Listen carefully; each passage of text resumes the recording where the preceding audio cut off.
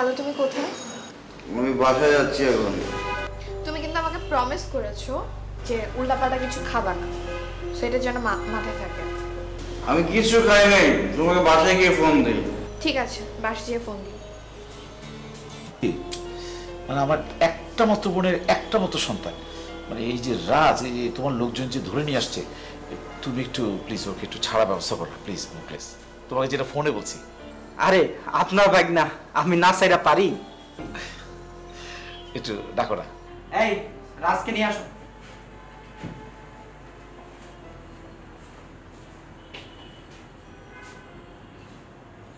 রাতে মদ খেয়ে মাতলামি করো না? তুমি কোন ফ্যামিলির সন্তান জানো? আজকে তোমার মামার জন্য আমি তোমাকে ছেড়ে দিচ্ছি, কিন্তু ভবিষ্যতে যদি এরকম হয় তাহলে কিন্তু আমি তো আর তোমাকে ছাড়বো না। বিষয়টা মাথায় রেখো, আর এগুলো বাদ দাও। মামা আমার কোনো দোষ নেই, আমি নির্দোষ। এই চুপ থাকো, কিসের নির্দোষ তুমি?